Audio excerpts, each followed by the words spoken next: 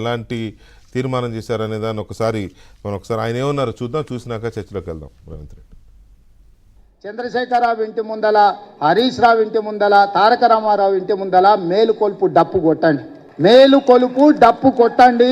వాళ్ళు లెక్కలకు రాకుంటున్నంత కాలం ఈ లెక్క తప్పని చెప్తారు. వాళ్ళని లైన్లో నించోబెట్టి లెక్కలకు తీసుకురండి, లెక్క కట్టండి, అప్పుడు లెక్క పూర్తిగా తేలుతుంది. లేకపోతే సామాజిక బహిష్కరణ అనే శిక్ష విధించండి వాళ్ళకు. ఇవాళ ఈ బలహీన వర్గాల ఈ జనాభా లెక్కలల్లో కేసీఆర్ కుటుంబం జన నమోదు చేయించుకోకపోతే సామాజిక బహిష్కరణ వాళ్ళకు శిక్ష. ఆ సామాజిక బహిష్కరణ చేయడానికి మీరు అందరు సిద్ధమా అన్న వాళ్ళు గట్టిగా చెప్పండి, సప్పట్లు కొట్టి చెప్పండి. కులగణన సర్వేలో పాల్గొనకపోతే, వివరాలు అందించకపోతే తెలంగాణ సమాజం నుంచి చంద్రశేఖరరావును, తారక రామారావును, హరీష్ రావును సామాజిక బహిష్కరణ చెయ్యాలని ఈ సమావేశంలో నేను తీర్మానం ప్రవేశపెడుతున్నా.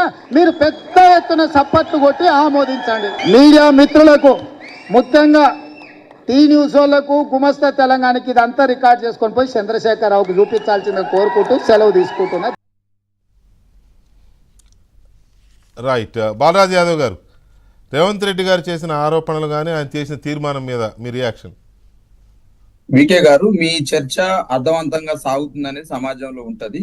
ఫస్ట్ స్లాట్ లో మాకు 2-3 మినిట్స్ మాత్రం ఇచ్చారు, మిగతా గంట మొత్తం వాళ్ళిద్దరే మాట్లాడారు.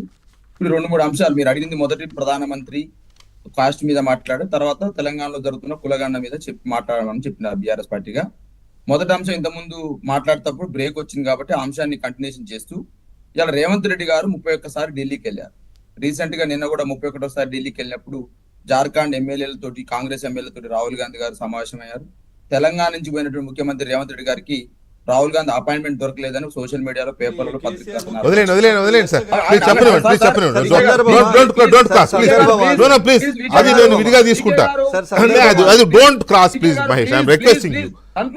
మీరు అన్ని మాట్లాడితే వాళ్ళు ఆ మాట కూడా అనొద్దా?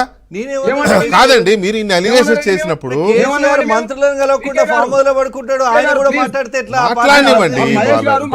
దాదాపు అరగంట నుంచి సైలెంట్ గా ఉన్నాడు కదా. బాలరాజ్ మాట్లాడు ప్లీజ్.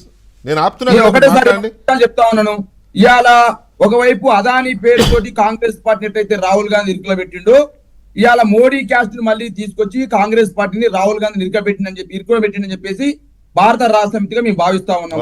ఎందుకంటే ఇవాళ మోడీ క్యాస్ట్ ఎప్పుడైతే తెరమీకి తీసుకొచ్చిరో, ఇవాళ రాహుల్ గాంధీ క్యాస్ట్ ఏంటి, రాహుల్ గాంధీ యొక్క మతం ఏంటి, రాహుల్ గాంధీ ఎక్కడ పుట్టిండు, రాహుల్ గాంధీ యొక్క ఎక్కడి నుంచి వాళ్ళ యొక్క అమ్మ మతం ఏంటి, అమ్మ ఎక్కడి నుంచి వచ్చింది అనేటువంటి ఒక ప్రతిపాదన 98-99 ఎట్లయితే దేశంలో చర్చ జరిగిందో, అప్పుడు శరద్ పవార్ ఎట్లయితే సోనియా గాంధీని వ్యతిరేకించారో 96, 97, 98 సమయంలో మళ్ళీ ఆ చర్చని ఇలా భారతీయ జనతా పార్టీకి ఒక అస్త్రాన్ని రేవంత్ రెడ్డి గారు ఇచ్చిర్రు అనేది భారత రాష్ట్ర సమితి యొక్క వాదన.